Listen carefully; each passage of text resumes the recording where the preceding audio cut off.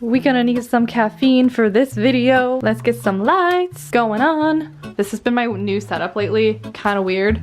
Looks really messy from this side, but wait. Look at that. So crisp, so clean. You never want to know. And of course, I've never tried this flavor before. We're doing this together. This is the Arctic White. I have no idea what this tastes like. If you've tried this one before, how would you describe this flavor? It tastes like blue, but I think I'm just getting that because of the packaging. I think it's like a blueberry kind of thing. I don't know. Anyway, hey guys, welcome back to my channel. If you're new here, hi, my name's Katie.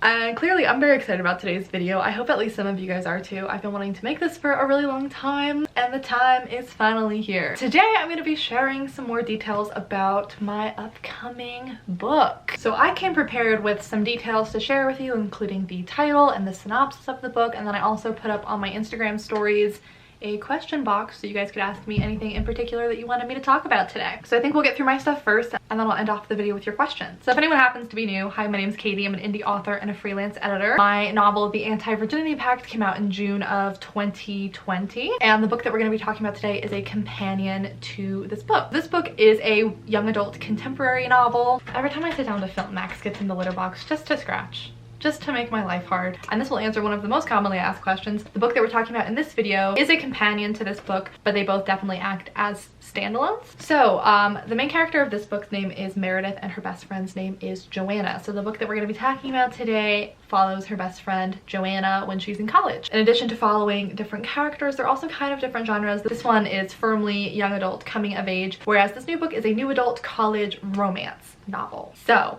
where to begin? What should we talk about first? So let's start with the title. So I shared like a couple of months ago that the initials for the book are T-A-R-Y, and you guys have kind of been speculating and guessing on what the title is, and you all guessed the same thing pretty much, but you all guessed wrong, which I thought was really funny. I put up a questions box on my Instagram story for this one too, and almost everybody guessed the anti-romance year. So like you were close, but you were also wrong. So the title of Joe's book, and I can finally refer to it as the title instead of just saying Joe's book in my videos now, is The Anti-Relationship Year. So you were close. A couple of you guessed it right. I don't know if I like the initials more or less than TAVP, because you could just say Terry. But like, how weird of a nickname for a book is that? Terry. Now, if you came to this video hoping for a cover reveal, I wish I had it for you. I wish I did, but I don't have it yet. Otherwise, I would share it with you. When I do have it, you will be the first to know. I'm filming this video in December. The earliest I'm gonna get the cover back is February. So I can't answer any of those questions yet. I will say though that I love the cover designer that I'm working with, and I have complete faith in them that they're gonna come up with something epic. So shall we get into the synopsis? I'm like nervous. Just gonna read it off of my computer. So finally, what Joe's book is about. Joanna Palmer is very much over relationships. After a scarring experience her freshman year of college, she's decided she would much rather have something fun than something serious. Her best friend Miller has seen it all. The tears, the parties, the drunken phone calls at 4 in the morning when she needed a ride. In fact, there might be several things Miller saw that Joe herself can't remember. Things Miller can't forget. With the whirlwind of senior year underway, Joe just wants to move on, get her degree, and land her dream job. But her past might not be as easy to outrun as she'd hoped. So yeah, the book follows two different timelines and we switch off every chapter. So we're following Joe her freshman year of college and also her senior year of college. And I'm so excited for you guys to read this one. I guess I'll jump straight into your questions because I feel like we'll bring up a bunch of other discussion things with that. So yeah, just to make this one very clear, do you have to read the first one or can it act as a standalone? You can 100% only read Joe's book if you want. And also, this new book, The Anti-Relationship Year, it doesn't really have any spoilers for the Anti-Virginity Pact in it. So if you wanted to read the second one and then go back to the first one, you could do that. If you wanted to read the first one and the second one, you could do that. If you only wanted to read one or the other, you could do that. It really wouldn't matter. However, there are like little hints and nods to the first book in the second one, so it might be fun to read both because you'll pick up on those things more than if you don't read the first one. Which book was easier to write, The Anti-Virginity Pact or The Anti-Relationship Year? 100% The Anti-Relationship Year. This has been, first of all, The Anti-Virginity Pact was probably one of the hardest books I've ever written. I spent more time on this book than any book ever. If you've been around for a while, you've seen it all in the vlogs. This one was a monster of a book. But The Anti-Relationship Year, like, knock on wood, it's not out quite yet, has been the easiest book I've ever written in my life. It's been the most enjoyable experience it's the one I'm the happiest with, the way that it's turned out. The cats are as excited as I am. Maybe I'm just not remembering the parts that had been difficult. Not because it's not like there weren't difficult parts, but this one has been pretty straightforward. I underwrote the rough draft, so it was pretty short.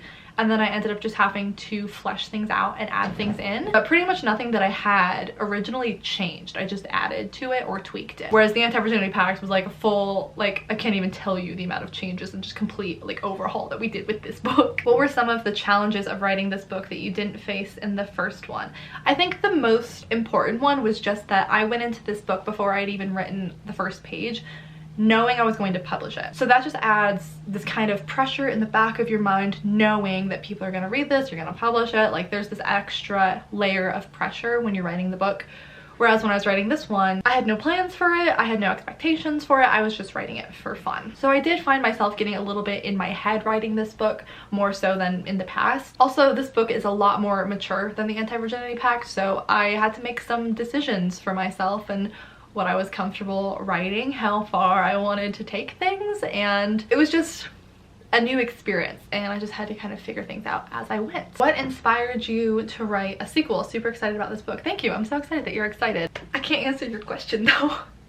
I get that question every time I write a book, like, where did this idea come from? What inspires you? And I can never answer it. I'm in awe of other writers who can answer that, because I never know. It is funny though, because when I first wrote the Anti-Virginity Pact, I was adamant that this was a standalone. There was never going to be a sequel, and I'm still adamant about that. Like, I'm not going to write another book about Meredith and Sam. That's their story. But the anti-relationship year, I guess, kind of came about because it never felt like a sequel to me. Yes, you know, I plucked Joanna's character out of this book and moved her into this new one, but it really is just her story. It's in a completely different place. It's just a completely different book, so it didn't really feel like a sequel to me. And I guess maybe just her character was always interesting to me and always intriguing to me, and I wanted to explore her more. And now, since writing this book, she's become my favorite character that I've ever written, and I just had so much fun writing her book, and I'm really glad that I decided to do it out of nowhere. It was kind of just like a that would be a kind of fun project. I'll write this book during Camp NaNoWriMo, and then I pretty quickly fell in love with it. Why was writing Jo such an emotional experience for you? I talked about this before. This is the book that I am definitely like the most emotionally connected to and emotionally invested in, and I'm not entirely sure why. Maybe because I've written Jo obviously in the Anti-Virginity Pact, and now this book, which also has 2 timelines. So I followed this character for like 5 years of her life. So maybe that's why I'm so like invested in her. But also, I don't know, she and I are very different people. Personality wise, for sure, very, very different. But I can also relate to her a lot, and I also sympathize with her a lot. And I don't know, it's like a weird like proud mom feeling, like at the end of this book, just like seeing the growth. I don't know, man. I don't know. I think overall it's just an emotional book. And so that's kind of what I'm hoping people will get out of it when they read it, is they will feel a lot of payoff with the emotional arc of this book. Triggers and how this relates with the first book besides the characters. So if you've read the first book, it has a really long list of trigger warnings. So I understand why people have been asking about that for the second book, but this second book really does not have an extensive list of trigger warnings the way that the first one did. And I've also been going back and forth on how I want to approach this with future books, because I've gotten a lot of conflicting feedback from readers, so it's hard to make everybody happy. Some people really appreciate the trigger warnings. Some people feel like it spoils things in the book and they don't want to see them. So I'm thinking about maybe just like adding a page to my website, and there's like a drop down for each book. So if you want to go in and look at the trigger warnings for each book, you can, but you don't have to if you feel like it's going to spoil you, just to try to keep everybody happy. So I'll probably put something up on my website, but for this second book, there's not really much to worry about. There's one thing that I'll definitely put on my website for people to know about. However, it's like a really big plot point in the book, so I would understand why people wouldn't want to know this going in if they didn't want to feel spoiled. So I realized that's not helpful at all. A couple of spoilers that, or a couple of triggers that wouldn't feel like spoilers, I don't think. We have depression, abuse, like emotional abuse from parents, and I think those are really the only ones. A sneak peek where you read like only a sentence or 2 or more. I'm debating whether or not we should do that.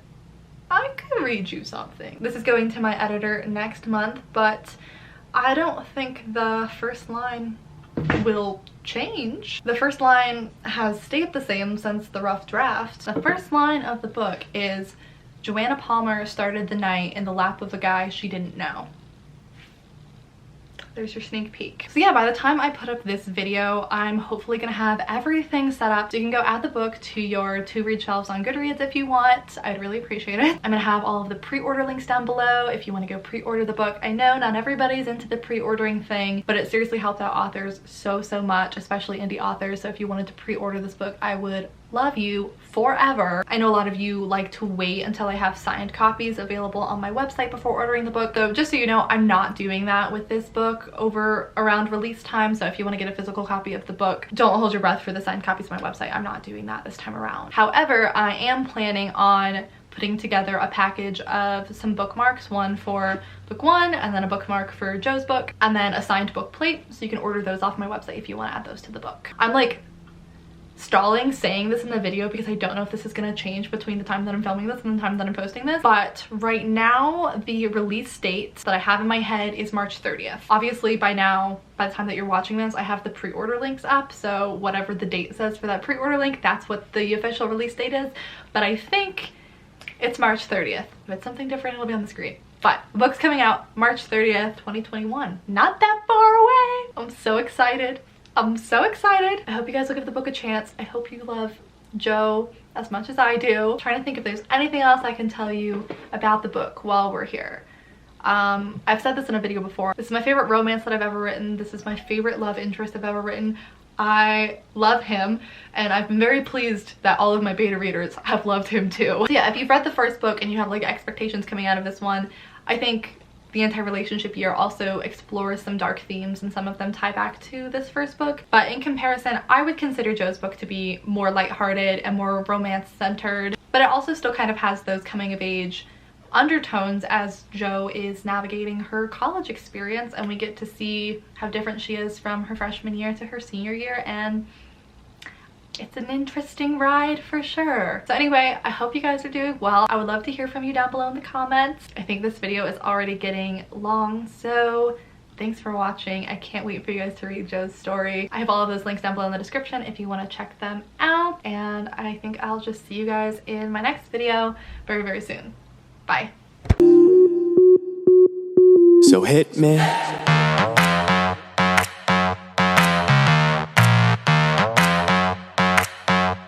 So hit me.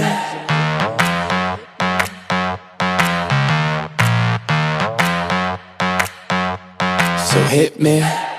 First a confession. With you, I feel a connection. With